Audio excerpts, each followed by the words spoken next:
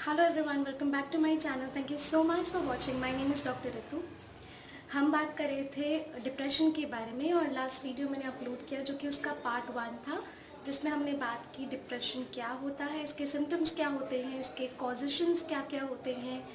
और आज इस वीडियो में हम लोग बात करने वाले हैं कैसे होम्योपैथिकली हम इस प्रॉब्लम से क्योर पा सकते हैं, निजात पा सकते हैं या मुक्ति पा सकते हैं, और इस प्रॉब्लम को हम कैसे डील कर सकते हैं in a very nice and safe and effective manner.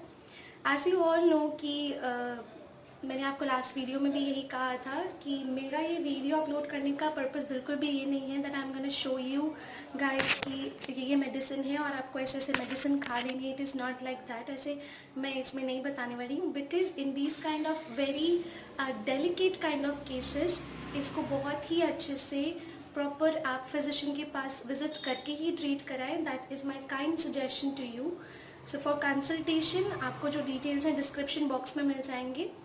अगर हमारे पास फिजिकल एलिमेंट के लिए भी कोई पेशेंट आता है, जैसे कि उसको कोई फिजिकल प्रॉब्लम भी है, देन इवन अगर हमें लगता है क्रॉनिक केस है, तो हम आप सभी लोग जो होम्योपैथ के पास विजिट कर चुके हैं वो जानते होंगे कि हम बहुत अच्छे से एक एक माइन्यूट डिटेल लेते हैं। हम मेंटल जनरल्स के बारे में पूछते हैं, सोचना, थॉट्स, रिएक्शंस, टेम्परामेंट, बिहेवियर, हम हर चीज़ बहुत अच्छे से डिटेल लेते हैं।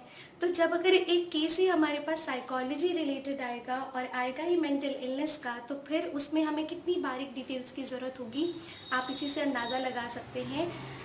So I am going to start with few medicine. मैं आपको सिर्फ एग्जाम्पल देने वाली हूँ कि ऐसे ऐसे मेडिसिन होते हैं। अदर देन दिस हमारे पास बहुत सारे मेडिसिन हैं होम्योपैथी में। We have lots and lots of medicine जो कि डिफरेंट इंडिविजुअल पे सूट करते हैं। मैं सर्टेन एग्जाम्पल्स यहाँ दूंगी ताकि आपको एक आइडिया लग जाए कि इस तरह के सिम्टम्स से भी होम्योपैथिक फिजिशियंस जो है डील करते हैं और होम्योपैथी कितना वंडरफुली उन पेशेंट्स में काम करती है। तो चलिए हम स्टार्ट करते हैं इस वीडियो को और हम बात करते हैं सबसे पहली मेडिसिन के बारे में। वाई सबसे पहली मेडिसिन मैंने इसको इसलिए चुना because I have given it in 3-4 cases I have given this particular medicine and it gave me beautiful results। Help किया उन लोगों को डिप्रेशन से बाहर लेकर आने में। यंगस्टर्स भी थे इनमें और कुछ जो थे बॉर्डरलाइन डिप्रेशन के केसेस थे। तो बहुत बहुत अच्छा काम करती है और उस मेडिसिन का नाम है नाट्रम म्यूराटिकम, जिसे हम शॉर्ट फॉर्म में कहते हैं नाट्रम म्यूर भी कहते हैं। तो इस मेडिसिन के बारे में अगर मैं आपको बताऊं तो सिंपल एक बहुत अंडरस्टैंडिंग है, कीन अंडरस्टैंडिंग। आप अब फर्स्ट पार्ट को देखेंगे तो आपको सिम्टम्स समझ आ गए होंगे, आपको कॉजेशन समझ आ गए होंगे।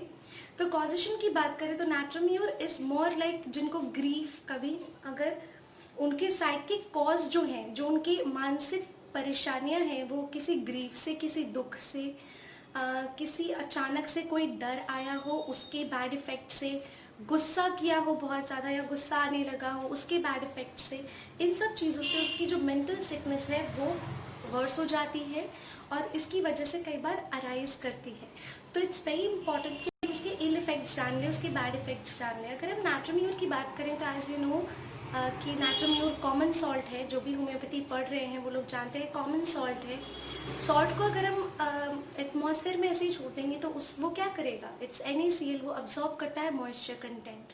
बस इसी तरीके से आपको याद रखना है इसका पिक्चर कि नाट्रम म्यूर जो है वो ऐसी पर्सनालिटी है जो अपने इमोशंस को रिटेन रखते हैं, अपने आप को बहुत रिटेन, बहुत इंट्रोवर्ट रखते हैं, अपने आप को मैं अगर हिंदी में कहूँ तो अपने आप को बहुत लिमिट रखते हैं, बहुत ज़्यादा लोगों से मिलते नहीं, बहुत ज़्यादा सोशल होते नहीं, वो ज़्यादा से ज़्यादा अपने में रहना पसंद करते हैं। इस तरह की पर्सनालिटीज़ नाट्रम म्यूर होती है।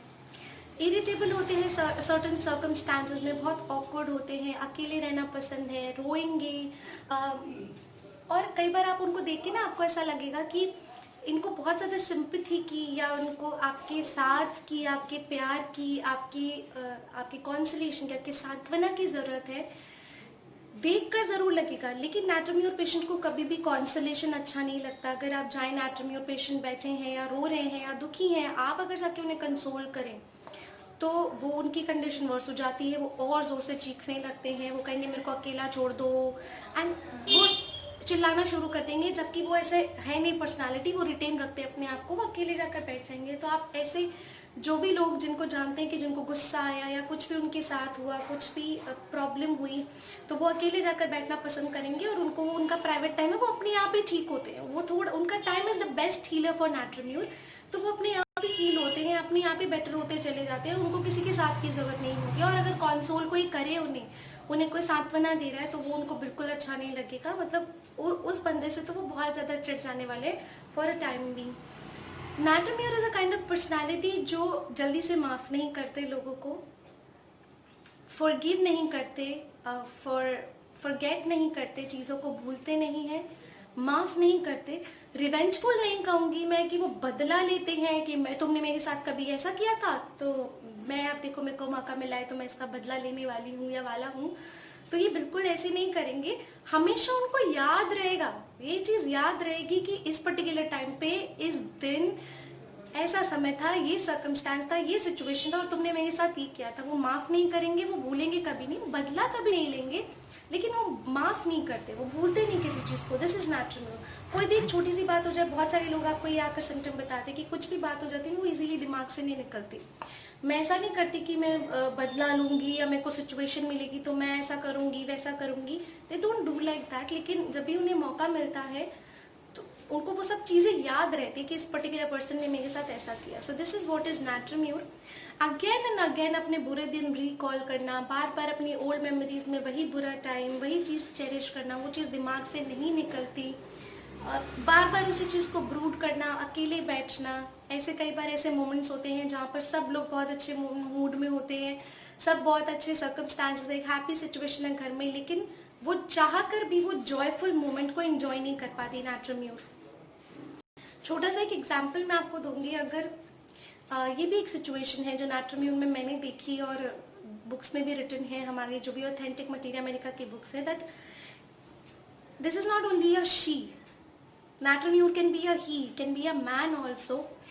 तो अगर ऐसी कोई सिचुएशन जिसमें उनके साथ they were going a very nice life, अगर एक लड़का है या लड़की है, अच्छा रिश्ता है, अच्छी फैमिली है, पैसा अच्छा है, सक्सेसफुल है, खुश है, ठीक है, एंड समहाउ अगर उनके स्पाउस ने किसी और के लिए उनको डिच कर दिया या फिर उनके बॉयफ्रेंड ने उन्हें डंप कर दिया या ऐसा कोई भी सिचुएशन होता है जहाँ पे उन्होंने धोखा खाया है। अब मैं ये नहीं कहूँगी कि हमेशा फैमिली लाइफ में या रिलेशनशिप में, बिजनेस लाइफ में भी ऐसा हो सकता है कि अगर आप वर्क प्लेस पे है और आपने कोई चीज़ एक्सपेक्ट नहीं की थी और आपको वहाँ पे हर्ट मिला है, वहाँ पे आपको दुख मिला है, आपको चोट पहुँची है, वो चीज़ तो आप आसानी से नहीं भुला पाएंगे, then you will make a barrier. तो इस तरह के लोग जिनको एक रिजेक्शन मिलता है, नैट्रोम्यूर को जब रिजेक्शन मिलता है तो वो अपने आसपास एक वॉल क्रिएट कर लेते हैं कि अब वो they will not allow anyone to enter. अगर उनके किसी साथी ने ऐसा किया है तो वो हमेशा मेंटली ऐसे प्रिपेयर हो जाएंगे कि नाउ अब किसी और की जगह नहीं है, मैं फिर से किसी को अलाउ नहीं कर सकता कि कोई मुझे धोखा दे या कोई मुझे वापस ऐसे हर्ट करे। तो इसलिए वो सोशल कट आउट कर देते हैं, खुद को दूर कर लेते हैं लोगों से कि मैं किसी को हर्ट नहीं करूँगा और मैं किसी से हर्ट नहीं होऊंगा। इस तरह का सिचुएशन क्रिएट वो कर लेते हैं। वो अगेन वापस उसी स्थान पर किसी और को जगह नहीं देंगे अपने लाइफ में। वो वाला कोर, वो वाली प्लेस वो किसी और को नहीं देंगे, वो किसी और को अलाउ नहीं करेंगे कि to enter their core of heart, जहाँ पे उन्होंने पहले किसी से दुख पाया है, हर्ट पाया है। तो इस तरह के लोग जब सोशल कट आउट कर लेते हैं, इंट्रोवर्ट बहुत ज़्यादा हो जाते हैं या उनके इमोशंस रिटेन हो जाते हैं ना, आप देखकर बता सकते हैं नैट्रोम्यूर कि something is going wrong with them, क्योंकि वो अकेले बैठे रहेंगे, चीज़ों पे सोचेंगे, ये सब चीज़ें होती हैं। वो इंट्रोवर्ट हो जाते हैं, इनडिफरेंट बिल्कुल नहीं होते। इनडिफरेंट होना मतलब कि अब जो इनकी लाइफ में है उन रिलेशनशिप्स को नैट्रोम्यूर बहुत अच्छे से निभाते हैं। फॉर एन एग्जाम्पल, अगर फादर हैं, सिस्टर हैं, सिबलिंग्स आपकी है, बच्चे हैं, तो उनका बहुत ख्याल रखेंगी नैट्रोम्यूर, बहुत अच्छे से उनके परवरिश करेंगी, अपब्रिंगिंग करेंगी। लेकिन वो एक जो सर्टन कॉर्नर है जो हस्बैंड का था या जो बॉयफ्रेंड का था, वो जो सर्टन कॉर्नर है वो उसमें फिर से किसी को अलाउ नहीं करेंगे। लेकिन जो उस वॉल के अंदर अंदर आते हैं, जो जिनके साथ अच्छा रिश्ता, वो अच्छे से उस रिश्ते को निभाएंगे। So this is what is natrum mur. ये नैट्रोम्यूर पर्सनालिटी है। आई होप आपको ये अच्छे से समझ आई होगी। तो जो फियर ऑफ रिजेक्शन है उसके करके दे क्रिएट अ वॉल जिसमें कि वो और किसी और को अलाउ नहीं करते। वर्क प्लेस में भी ऐसा हुआ है तो वो चीज़ भूलेंगे भी नहीं, माफ़ भी नहीं करेंगे, और वो इतने सोशल कटआउट के अपना काम किया और फिर वापस घर चलो। वो पहले जैसे वो वाली लाइफस्टाइल या उस तरह से उस इंसान से पर्टिकुलरली बात नहीं करेंगे।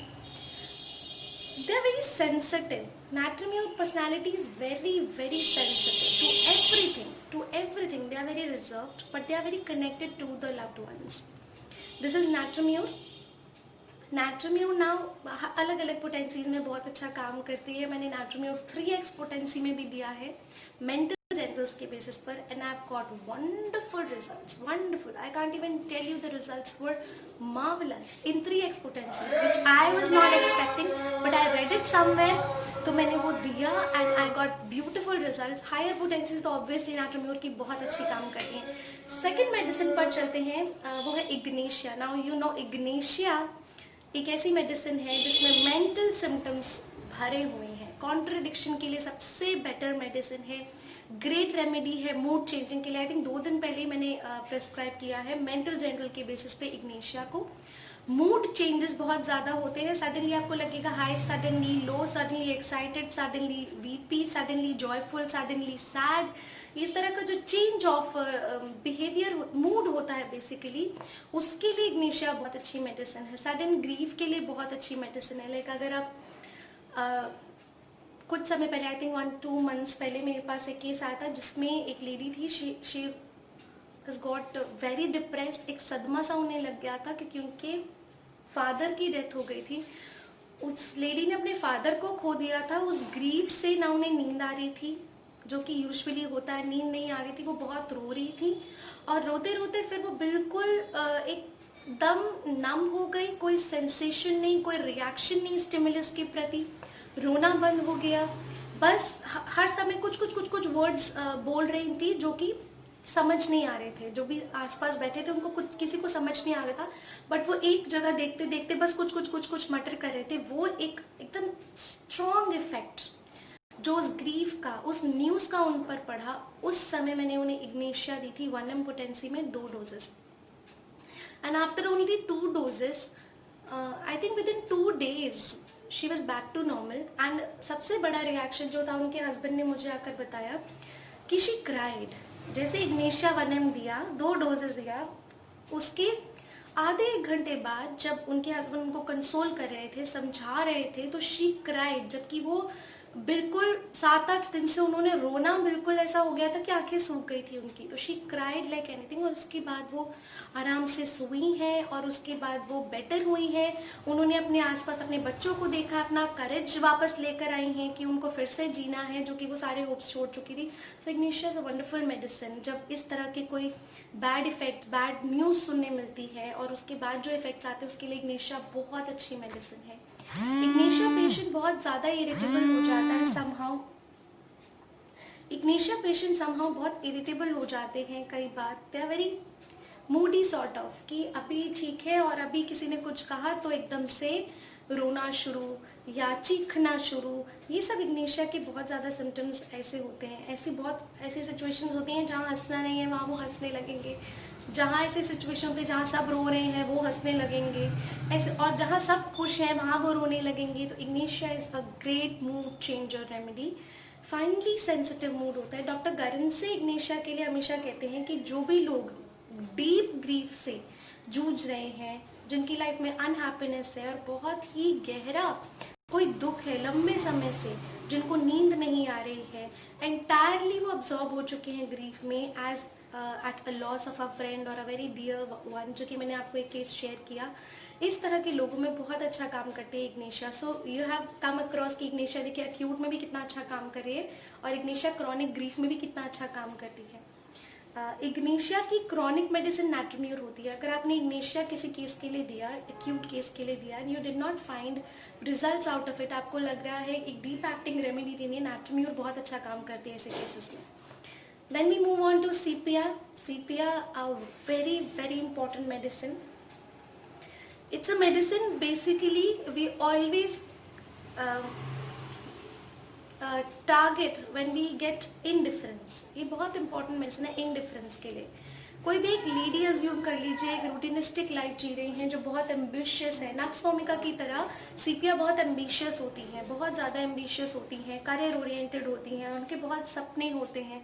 और इस तरह से अगर एक लेडी है जिनके बहुत सारे ड्रीम हैं, एम्बिशंस हैं, लेकिन वो उनको पूरा नहीं कर पाई और हो सकता है उनकी शादी हो गई या फिर वो अनसक्सेसफुल रह रही हैं, उनको वो काम ड्रॉप करना पड़ा, उनको वो प्रोफेशन ड्रॉप करना पड़ा, या कुछ भी ऐसा रीज़न आ रहा है जिसकी वजह से फेलियर मिल रहा है, तो सारे सिम्टम्स डेवलप होते हैं, वो सीपिया है।